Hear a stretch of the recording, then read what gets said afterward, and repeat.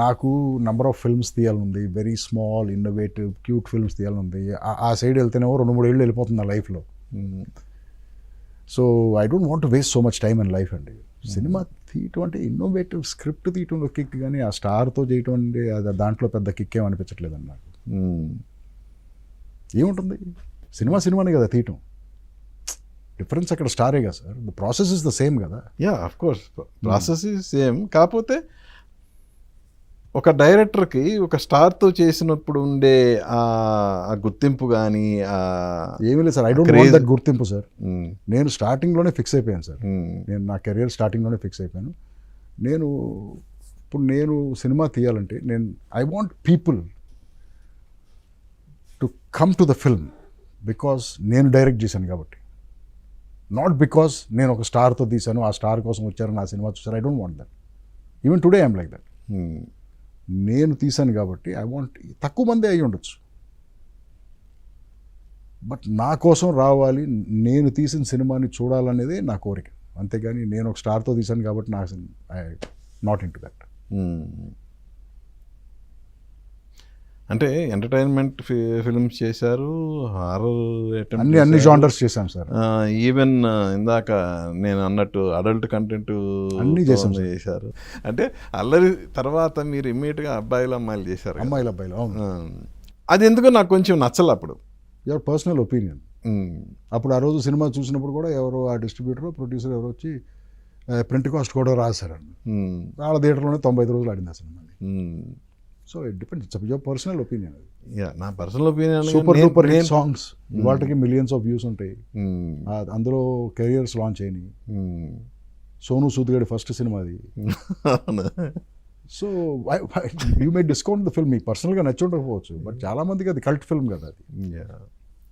అంటే మీ నుంచి ఎక్స్పెక్ట్ చేయలేదు. How does it matter sir? I'm making different kinds of films. నా గురించి అసలు నా మీద ఎందుకు ఎక్స్పెక్టేషన్ పెట్టుకుంటారు మీరు, నాకు అర్థం లేదు. నేను ఇలాగే ఉంటానని చెప్పేసి. I'm here to make different kinds of films. రకరకాల సినిమాలు తీయడానికి కదా నేను ఉంది, ఒక టైప్ సినిమా తీయడానికి కాదు కదా. మీ నాన్నగారు ఏమన్నారు ఆ సినిమా చూసిన తర్వాత? ఏమో లేదు, ఆయన యాక్ట్ చేశారు కదా ఆ సినిమాలో.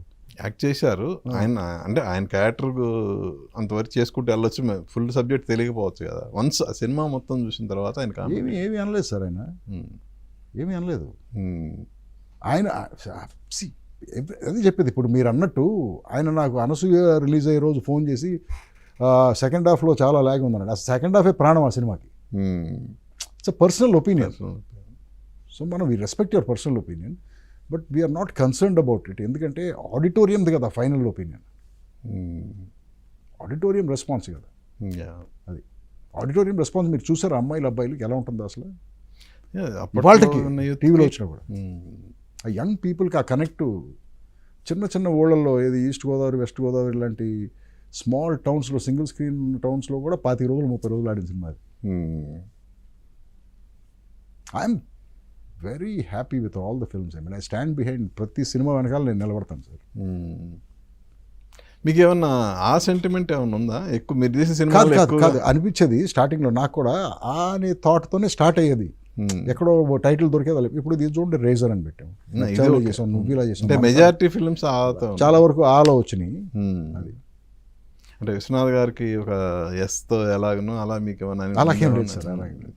ఐ థాట్ ఆ సెంటిమెంట్ని బ్రేక్ చేసి అందుకే కావాలని చెప్పేసి. ఓకే ఎక్కువ అయిపోతుందని. Okay. So are you satisfied so far?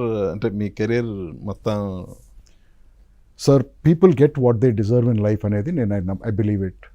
ఇప్పుడు మనం ఎక్కువ డబ్బుల కోసం ఆశపడ్డా మనకు రావు. మనకి ఎంత రావాలని రాసి పెట్టుంటే అంతే వస్తుంది. సో నా కెరియర్లో నాకెంత ఫేమ్ రావాలో, లేకపోతే నాకెంత గుర్తింపు రావాలో, నాకెంత సక్సెస్ రావాలో అంతే వస్తుంది. అంతకుమించి ఎక్కువ రాదు కదా. బట్ నా ఎఫర్ట్ సుప్రీం. నేను ఎఫర్ట్ పెడతా ఉంటాను, ఒప్పుకున్నంతకాలం పెడతాను. ఎక్కడో ఆగిన చోట ఆగుతాం అంతే. That's all. దాని గురించి నేను ఇది హ్యాపీయా కాదా నేను చెప్పాను కదా, ఐ హ్యావ్ నో రిగ్రెట్స్. నేను తీసిన ప్రతి cinema it was an wonderful experience. చాలామంది కొత్త టైప్ ఆఫ్ మనుషులను నా లైఫ్లో కలిశాను. చాలామంది కెరియర్స్ నా సినిమాల్లో నుంచి స్టార్ట్ అయినాయి. చాలామందికి అవకాశాలు ఇచ్చాం, చాలామంది నాకు అవకాశం ఇచ్చారు.